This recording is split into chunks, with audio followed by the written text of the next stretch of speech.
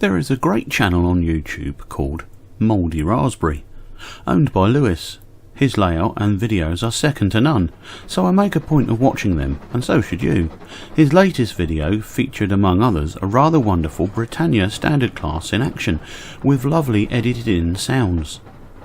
I commented that I really wanted one, and Lewis came back saying I should get one.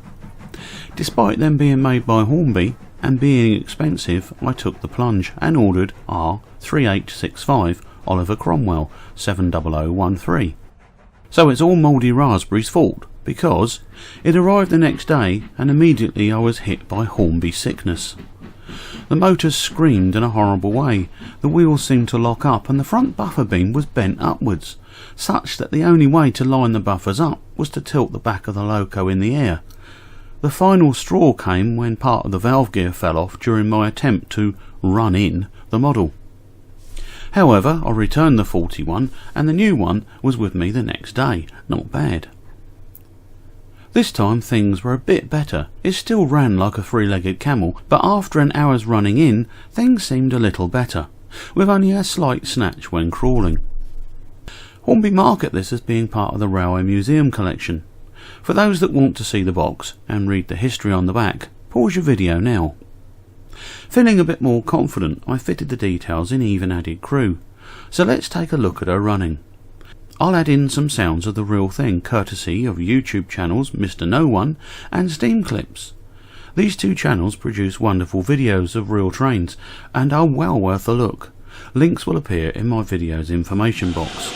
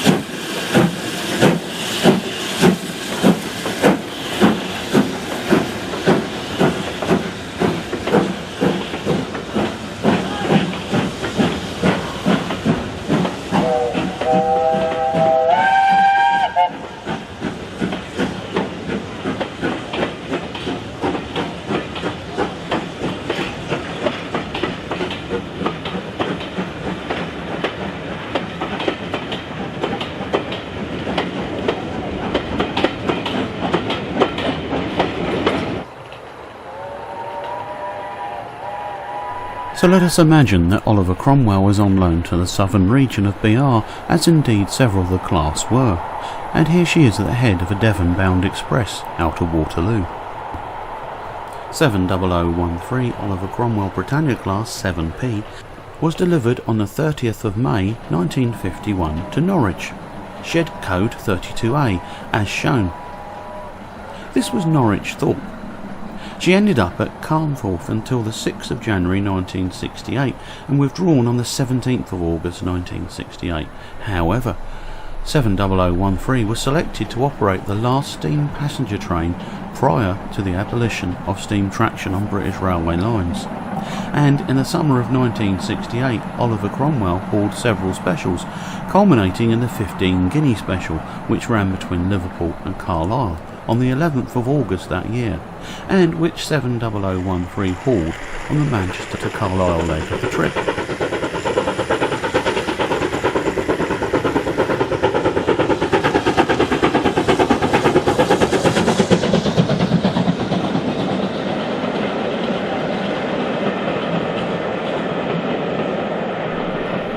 But happily, Oliver Cromwell became part of the National Railway Museum's National Collection immediately after the end of the 15 guinea special.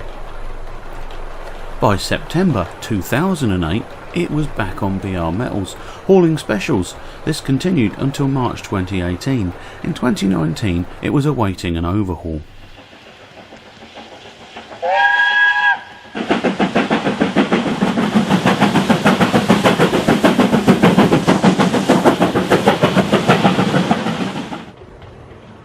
As well as 70014 Iron Duke at 9 Elms and 70004 William Shakespeare at Stuart's Lane in London, the following Britannias were allocated to the southern region for a time from May 1953, when the Merchant Navy classes were all withdrawn for examination after one of them suffered a broken axle. 70017 Arrow went to Salisbury, 70023 Venus also to Salisbury, 70024 Vulcan to Exmouth Junction, 70029 Shooting Star to Exmouth Junction, 70030 William Wordsworth to Dover, 70034 Thomas Hardy to Stuart's Lane, 70028 Royal Star to Exmouth Junction, and 70030 William Wordsworth to Dover.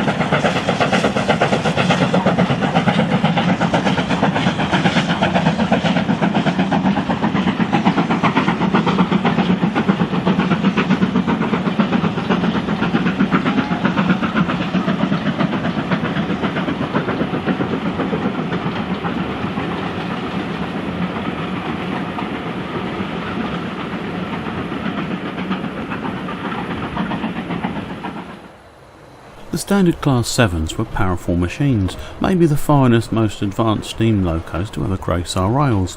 They had 32,150 pounds of tractive effort and were capable of running at sustained express speeds. I hope you enjoyed that look at my new standard Class 7, filling a gap in my collection. Let us hope that the usual Hornby bad luck is over with for now. Of course, all trains that go down to Devon must come back up, and here 34051 from Winston Churchill hauls the return service. Bye for now.